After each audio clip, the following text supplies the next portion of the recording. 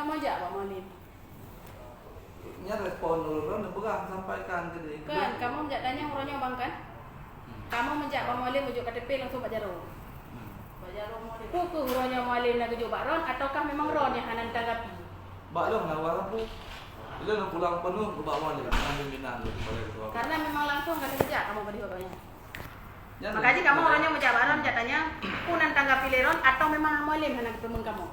Bahwa memang Malim hanan kepermun kamu ni telefon dengan Malim. Ni tanya Pak Malim, Malim pasukan Malim yang ujuk KTP Pak Ron boleh kejap malu.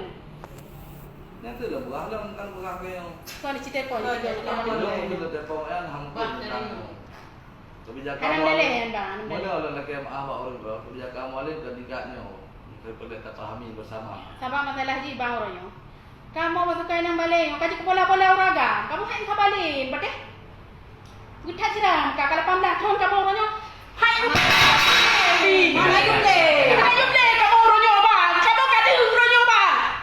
Hai begini kamu orangnya bang. Yang pertama cuma urung-urung sat dan urung sat sampai. Urung-urung sat dan ni mati orangnya bang.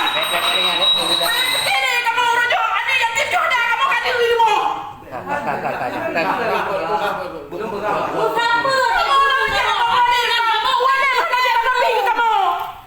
Anak punya di.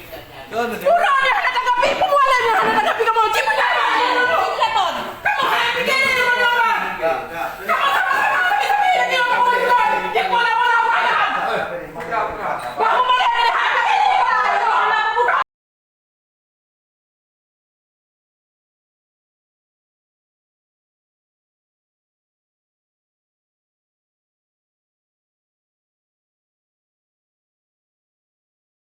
Bukan.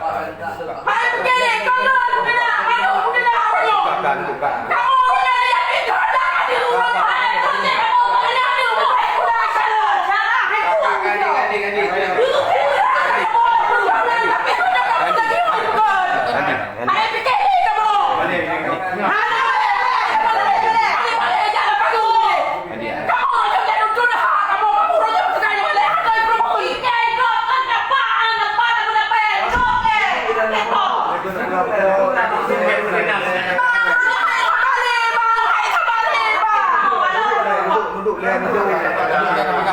Pasti dah kena sini insya-Allah. lagi yang kita kapi hanya nanti nak kita maksud. Kak, kami ni. Aku nak. Dia mati. Kembali nak pilih. Jangan